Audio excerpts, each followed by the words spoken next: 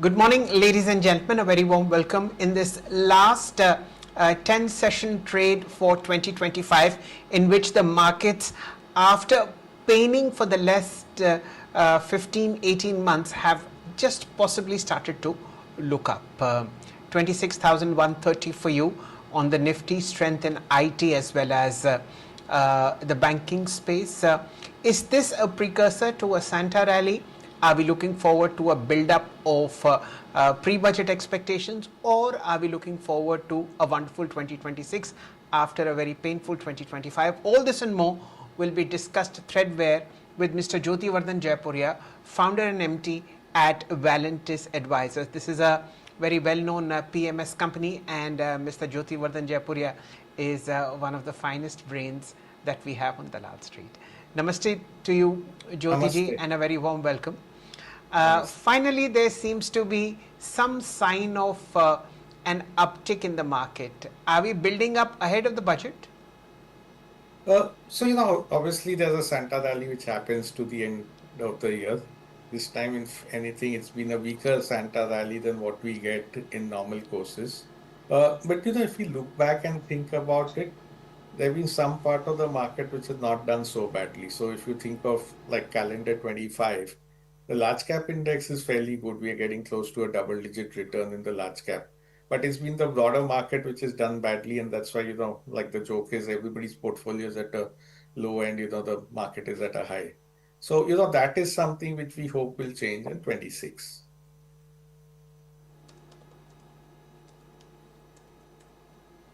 Okay, wonderful. Mr. Jaipuria, all of us have undergone a tremendous amount of pain during 2025 as far as mid-cap and small-cap portfolios are concerned, and that is mainly where most of retail was invested and continues to pour in fresh money. Do you see better days ahead in 2025, 2026 for mids and smalls? And if yes, what could be the possible reasons? So, I think 26 will be better than 25 for mid and small cap also. And so there are 3-4 reasons. So one concern when we started the beginning of the year for us was the valuation. That valuations were very high in the small and mid cap, and they've eased a bit. I would say that they've become like really good, but they've eased a bit. The second concern was there's a lot of euphoria in the small and mid cap. So that for us has eased quite a bit. So now the consensus view is that the large cap is the space to be, the small and mid cap are not the space to be. So that gets you in a better place that at least there's no more any euphoria in the small and mid cap.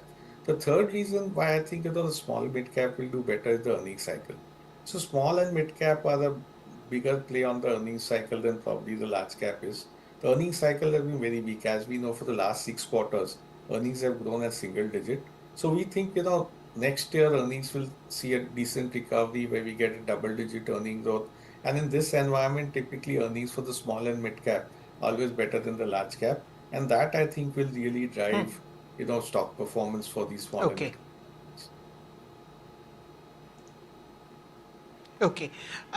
Mr. Jaipuria, this is an exercise that's done across the board for all PMSs, mutual funds, as also all portfolios that are managed in a professional manner.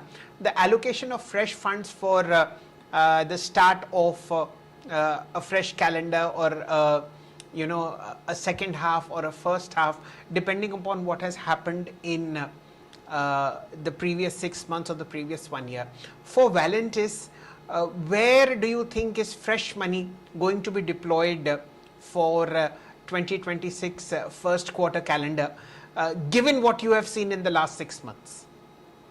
Yeah, so for us, like you said, Shell, what happens is people look at the last 6 performance and the last 1 year performance, and the new money tends to go into asset classes which have done very well over the last 1 year.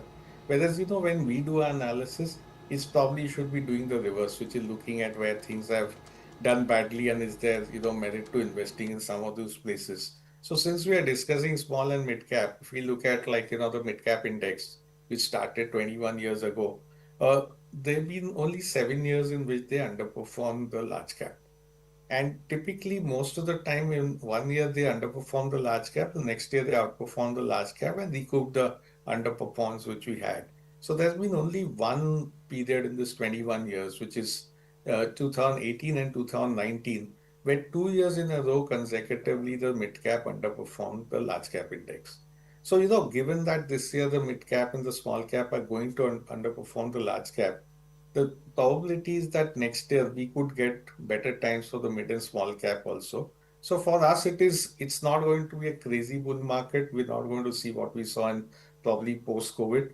At the same time, it's a market where money will be made, and there's a lot of negativity around the small and mid cap. So start cherry picking, some pockets which are looking reasonable over there.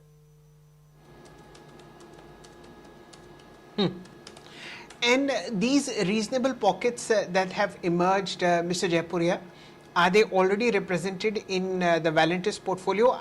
I meant to say was, will you be buying the same set of stocks that you already have in your portfolio? They may have shown improved performance and a drop in price, or are you adding fresh blood? What's the thought process? So, it's a mix of both. So, there are stocks which we own, which we like, and which we'll continue to buy. There's some stocks which we are looking at, which, we may buy when we get bad news coming in. As you know, our philosophy is the three U's, right? So, we tend to do undervalued stocks which are underperforming and which are underowned. We tend to get in early into stocks and sectors, and we tend to get out early. So, for us, it is we want bad, we like to buy bad news. So I'll give you like a couple of examples. So, for example, we are looking at banks. Banks is something which we think we want to add on weakness in the numbers because as we all know, NIMs in the banking space has been under pressure. So that is something which from our valuation framework looks cheap. And, we want to keep adding on bad news there. The other sector we've been talking and looking at it, but not at what has been the cement stocks. Where, if you'd asked me 4, 5 months ago, I would have said we'll probably buy it once the September numbers come because September is seasonally a weak period for them because of the monsoon. But this time we had delayed monsoon. So the December numbers are not going to be great. So December numbers not good. So, that is what we are looking at that when we get these bad numbers coming in December, probably that's the time to start adding cement and then, wait for the next 12, 18 months. It's a sector which has structurally become much stronger. So, these are some new things which we don't have in the portfolio today, which we'll have. The third thing we are looking at is some chemical stocks which have got hurt with the US tariffs. Because, then you take a scenario that the December quarter numbers will reflect all the pain of the US tariffs. If the tariffs go away, then, they can make a lot of money. If the tariffs don't go away, you know what you're planning for that next 1 year. We have something similar to the December quarter playing out. And then, we can make our decision on whether it looks cheap or not. So just, these are just examples of some things which we may add to the portfolio which we don't have now. Okay, that's an excellent thought process. Banking, of course, has done phenomenally well in 2025, thanks to the RBI cuts, thanks to cuts in interest rates, and of course the GST cut, which is prompting consumption to move up. Mr. Jaipuria, in the three sectors that you talked about, are you sticking to safety, which essentially means are you looking to add large caps in these two spaces, especially cement and chemicals, or is the playbook open for mids and smalls as well? What would be the gut feel? Yes, Shell, as you know, we have two schemes, right? So one is the Rising Star, which is essentially a small cap scheme. So there we don't do large caps, we do only small caps. And then we have a multi cap where we have a mix of small, mid, and large caps, where we tend to have large cap as well as small cap. So for us, essentially we are trying to look at outside returns. So for me, the risk reward is very, very critical. That okay, if let's say X stock, which is a small cap, is riskier but then the reward justify playing that risk, then we will, probably tend to go for the large cap.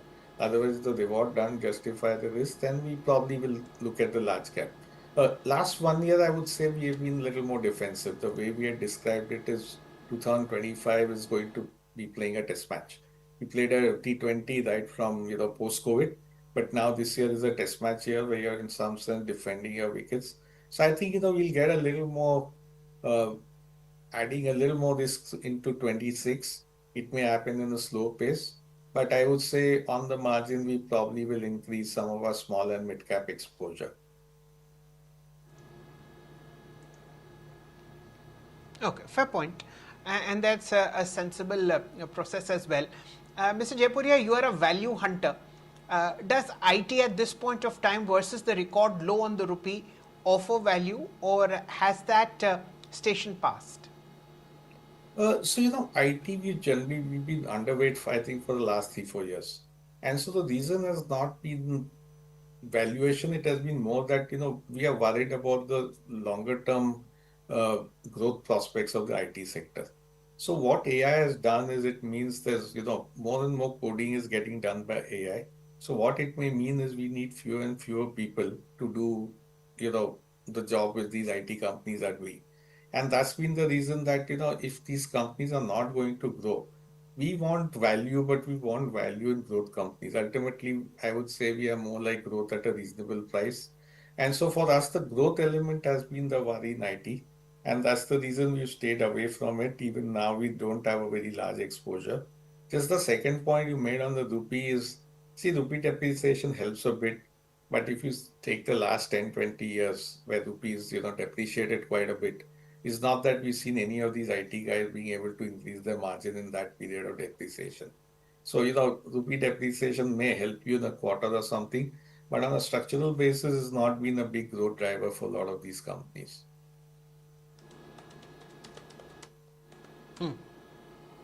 So, are you staying away, or are you, dipping your toes in IT? It could be sector, it could be market cap agnostic.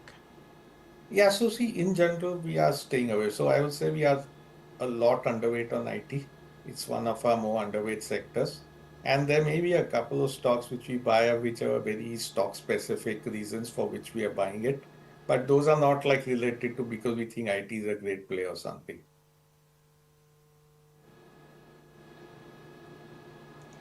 Okay, fair point. So it's banking, cement, and chemicals where at least the hunt for quality as well as value is on at Valentis. Mr. Jaipuria, how do you see the broader consumption themes? We've had a very strong rally in auto. Is this something that catches your fancy even now? Many stocks are already at record highs. Some of them are also a part of your portfolio, including from the auto ancillary space. How does it look forward from now on? So, the way we are looking at it is auto ancillary is still the better way to play it rather than buying the OEM autos. Now, within auto ancillary, we try and look at two, three things. So, one is, if ICE engines or ICE vehicles start to go down, does the company get hurt a lot or not? Generally, we are trying to avoid companies which are very dependent on ICE and they get hurt if EV vehicle takes off in a big way. The second thing we are trying to look at is, can the company grow faster than the industry because they have some new products which are coming up, or with existing customers they can take a bigger wallet share out of it. So that is something which we're always looking at and we want, because otherwise, you'll grow in line with the auto industry. And third is, the competitive environment, and is there replacement demand also for the product or not? Generally, the products which have more replacement demand are better because they can grow faster than what the OEMs can grow. So within auto ancillary, we do find a lot of interesting companies where we think, the growth profile will be much stronger than what the OEMs can offer. And that's the reason we like it as a space.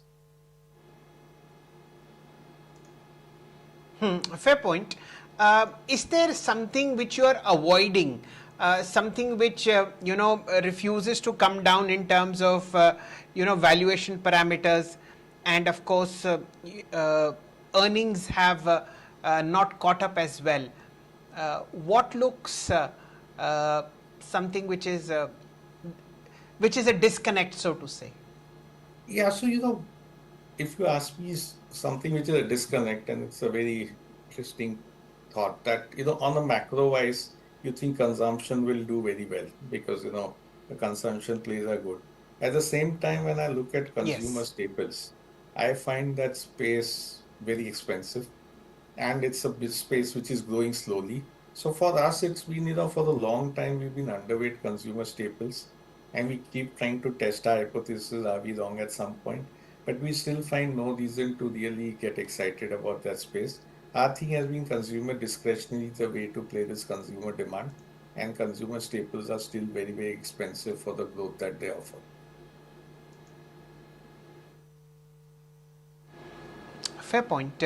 I think consumer staples, Jyoti ji, nobody has found any value for the last 25, 30 years. Yeah. उनका PE वही रहता है, बस ये है कि portfolio में रहते हैं, क्या करें.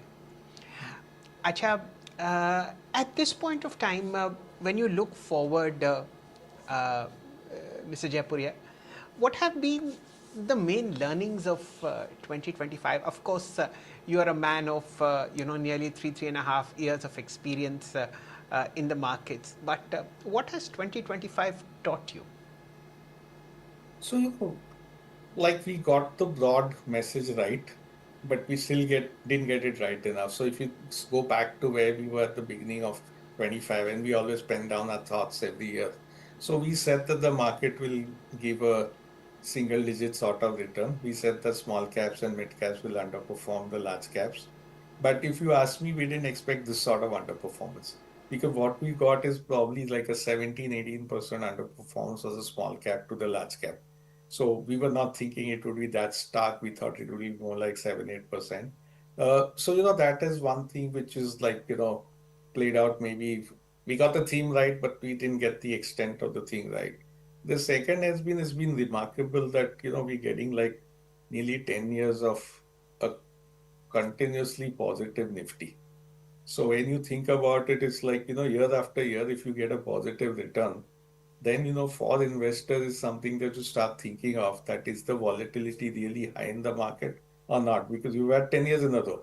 It may, like within every day, it can be very volatile.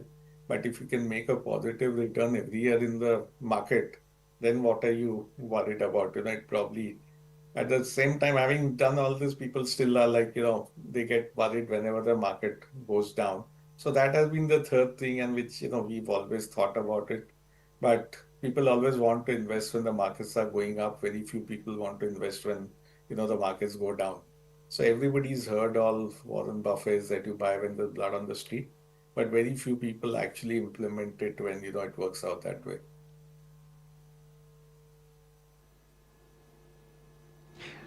Yes, those are ageless and timeless aphorisms that all of us have grown up with.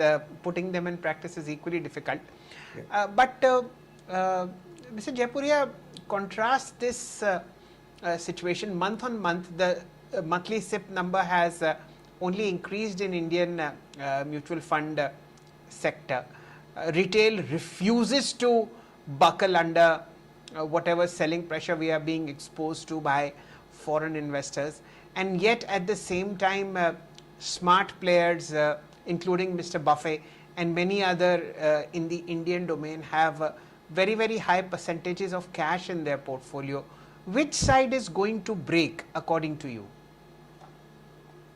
So, see, everybody works on a different framework, right? So even when retail is putting money, is they're putting incremental money in, but nobody knows what is the asset allocation of the retail people.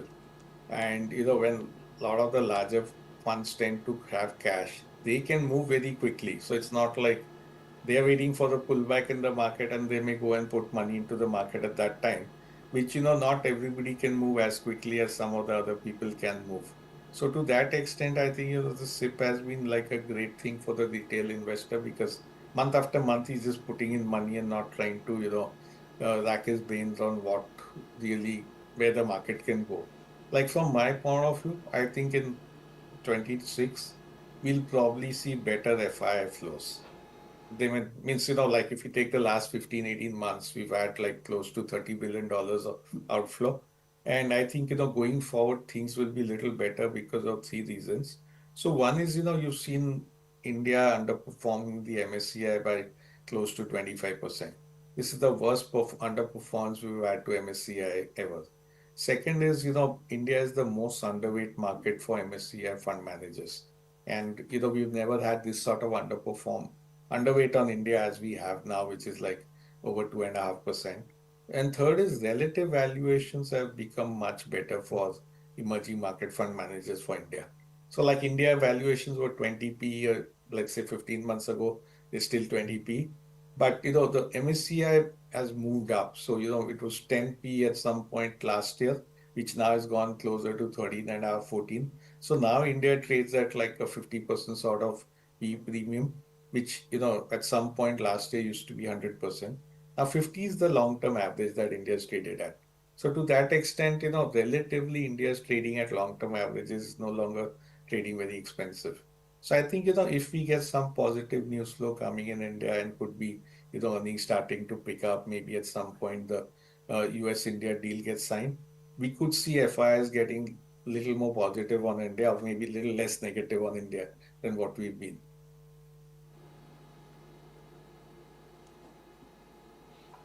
Okay, okay, fair point. But I think the only trigger that lacks is actually two, and one is dependent on the other. The U.S. India trade deal, which well, we don't know when it will happen, and that is probably holding the FIs back as well. Nevertheless, at about 91, Mr. Jaipuria, how does the rupee look now? Is the worst behind it? Yeah, so see, if you see the rupee, we get this, step function sort of thing where it depreciates in a short span of time and then it starts to plateau around those levels. And so if you see like over the long-term period, you have this 3-4% annual depreciation of the rupee. So we get, one leg of depreciation which has played out. And, like since I was talking of the FIs, in some sense, it's good for them, right? If you're already investing when the rupee's gone down to 91, then you think that the hit I take on rupee depreciation for the next 6 months will be quite low. And you may actually get dollar returns which are very close to what the rupee returns are. So I think rupee will be like stabilizing in some narrow range. And oil is going to be helping us because hopefully at some point as Ukraine and Russia starts inching closer to some settlement, oil prices will probably stay lower for longer.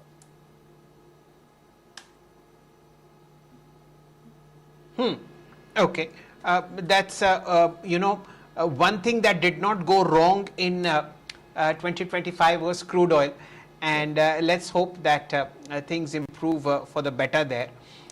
What else, Mr. Jaipuria, should be of interest to the retail investor or maybe the ultra HNI for 2026, which might be the trump card for 2026? What could go well so well that it would just change sentiment on 2026? Yeah, so Shailen, probably we should think of what can go wrong also and what can go right. So what could go wrong is probably, globally things are, I would say, not great. So, you have Japan, which for the last 20, 30 years has been a low interest rate environment. So they've in some sense funded the world and they are probably not going to fund the world for 26 or maybe even 27 because rates are going up. So that's something which, one has to keep an eye on. And the other is obviously the US, where they end up grappling with, interest rates are not able to go down further because inflation's going up. At the same time, the economy is slowing. So that, could be like a source of pain and anything like, one of the biggest risks everybody's talking about today is the bursting of the AI bubble. And, it may or may not be the bubble, but if, AI really takes a beating and it could be a very short-term correction in stock prices, that could have its repercussions on markets across the world. At the same time, you may get like positive news flow also coming where the Fed starts to loosen its balance sheet, which it started doing now. So quantitative tightening is giving room to quantitative easing. If they are forced to ease substantially, then generally we've seen that that sort of liquidity has flown into all the asset markets, and the asset markets have tended to do well.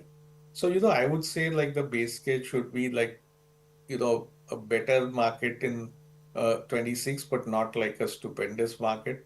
So you get markets which on the large cap are similar to 25, but probably the mid and small cap will be better. That will be the base case, but the risks emanate a large from what happens to the global macros. Yes. And my final question to you, Mr. Jaipuria, are we at the fag end of the easing cycle on interest rates in India? Has RBI done enough, or are there more rate cuts according to you in the pipeline?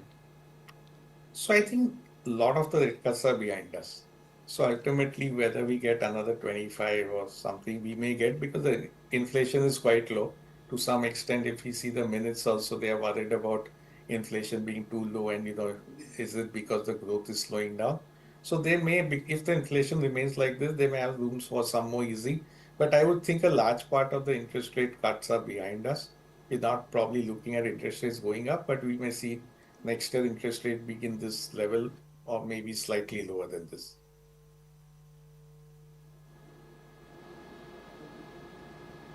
Okay.